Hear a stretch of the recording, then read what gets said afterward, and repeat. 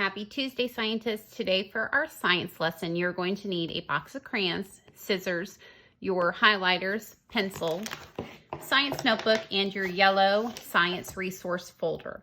Go ahead and open up your science resource folder. You're going to take out the teach page that is titled Food Webs and the page that has 3 columns of boxes of words. The rest of the information we're going to use on Thursday, so go ahead and close up your yellow folder and make sure that stays in your anchor binder and put your anchor binder back in your basket. Then go ahead back to your science notebook. Last week we had read inside of our science book about food chains and food webs. Today we're going to create our information inside of our notebook. So our last pages we inserted was page 19 and 20. So we're going to go ahead and turn the page and we're going to write 21 on the left and 22 on the right. Then you can go ahead and turn back to your table of contents. And we're going to record both of those numbers separately, so 21 and 22. On page 21, we're going to record that this is going to be our food web. And with today's date, so 10-20-20. And then on page 22, we're going to create a food web chart. And the same date, 10-20-20. Then go ahead back to the pages we just labeled. Then go ahead back to page 21. We're going to take the page that is entitled Food Webs, and we're going to go ahead and glue this on. It's going to take the whole page, so we're going to need to rewrite the page number on top. So turn that over. Use your glue stick and go ahead and make your frame around the outside. Crisscross through. Make sure that it fits nice and snug. And then we're going to rewrite on top of it. This was page 21. So we're going to be recording some information. So remember to pause the video if you need to, so you can get yourself organized and caught up and include all of the important information to have your page completed for today's lesson. At the top, you should see that we have the completed information already provided for us. So it says a food web is a gigantic combination of many food chain. A food web tracks energy. Energy starts with the sun and goes through what we call producers, through consumers, and ends with scavengers. So we're going to fix that word because it was supposed to be through. We're going to go ahead and look at the different parts of our food web and be able to identify all of these different areas. So the sun is the first part where we are going to seek the energy from. So we can say the definition of a sun is the star that's closest to us, and it's constantly emitting energy.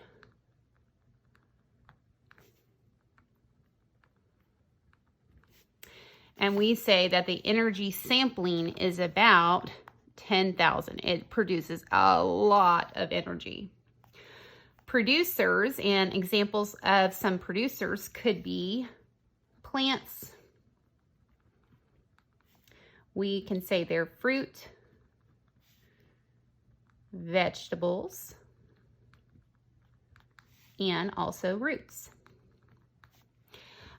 Some more specific examples of those could be oranges, vines, and berries.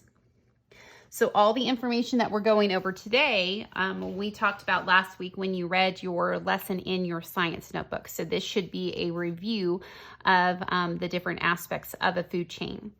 And the energy sample is about 1,000. So we say that there is the most energy that is transmitted or emitted to other things is the sun, and then we move down to the producers. When we are filling in the information, you can take a look at the charts down below to see the flow of energy and how the energy goes around. So the sun is where it starts, and then you can see the arrows pointing from the different aspects that we're going to go over. So we can say the plant is then fueling the butterfly and the rabbit or the mouse, which then fuels the smaller lizard or eagle, snake, and we have a rabbit, but the arrows go to different directions. So look closely at the flow of the energy. We then have what we call primary consumers. Those would be the things that are taking in the energy, such as herbivores. And those are animals that eat plants. So we say eats only plant matter. We can say examples of herbivores are cows or deers, bees, rabbits, and horses. And the energy sampling is about 100. Secondary consumers, we're going to give the definition, must have a primary consumer. So remember, primary consumer was what we just recorded. So the secondary consumer must have a primary consumer in their diet,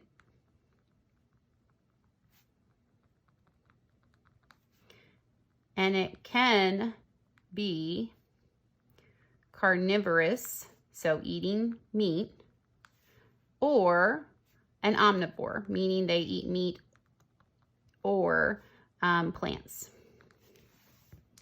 And examples of a secondary consumer could be foxes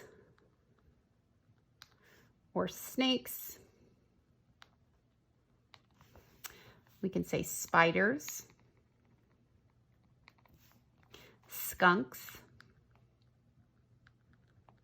or even bears. And we say the energy sample is about a 10. And then the next one is the tertiary consumer, and that is mostly carnivorous.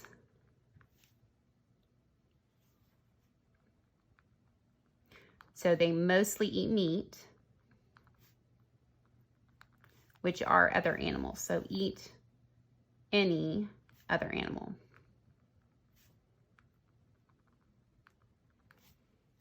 And some examples of those would be lions, sharks, eagles, owls, and wolves. And the energy sampling is about a 1. And then the last thing are scavenger animals. So they eat dead things. So they're not typically eating things that are alive, but they eat things that are already dead. So some examples of those types of creatures are vultures, hyenas, and even flies. And they don't have an energy sampling because they're not taking the energy away from something else. The things that they're eating are already dead, so they have no more energy stored in them. So the second chart that you can look at is the same thing, where we start with the sun having the most energy that's emitting from it. And then we're moving around to our producers and primary consumers, secondary consumers, and then moving on down to the least energy sampling item. So make sure you're looking at the different arrows. You can color in those 2 different charts. That way you can give it a little bit more visual appeal. The next thing you're going to look at is the different cards that you're going to cut out. So using your pair of scissors, go ahead and cut each of these boxes out because you're going to be doing a sort.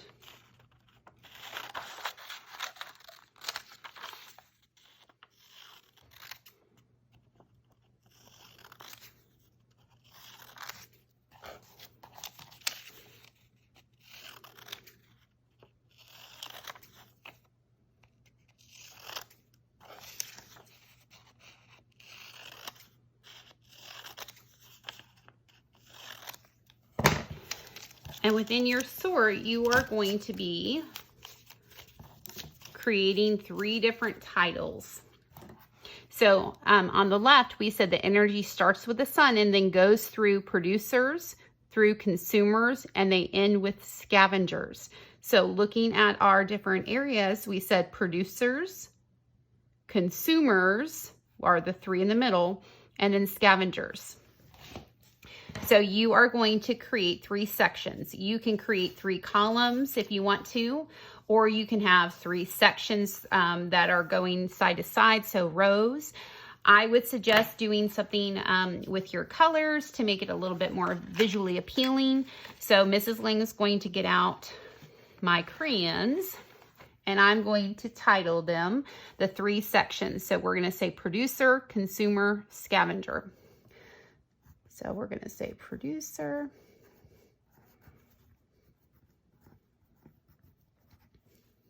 in the middle I might put consumers,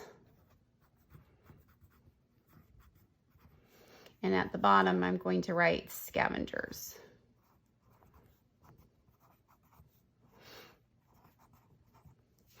And then you can decorate it however you want to kind of give it a little bit more personality.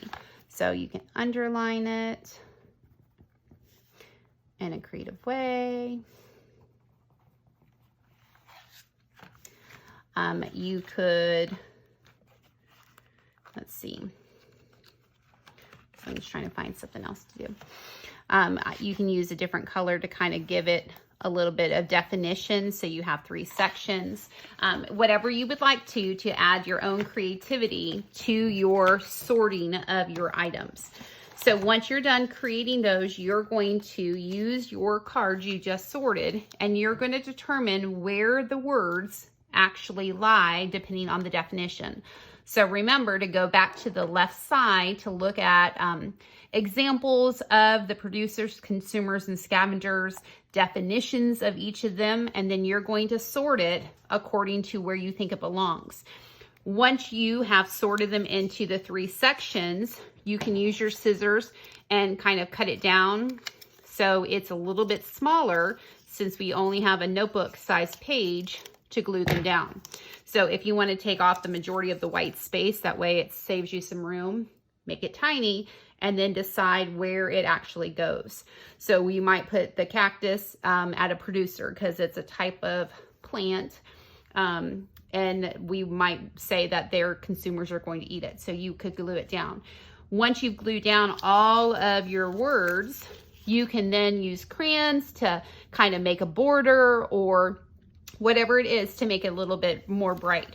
So Mrs. Ling is going to show you that you can also use crayons, and I'm going to just use the sticky note to kind of be behind for a second.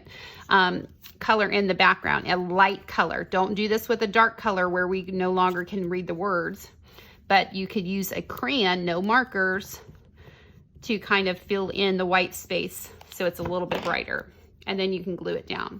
So I'm going to use my glue stick, using that sticky note again just to kind of help me with my glue. And then you can glue it down wherever. And then make your 3 different sections of your words. So remember, you're going to do that with all of them. So you had quite a few. Cut them down, put some color on them, put them in the 3 sections. When you're finished, you have completed your creative side and you've completed the lesson review side. Take one picture of each. Make sure it's not one gigantic one. I want to see separate pictures so I can actually see your work nice and clearly.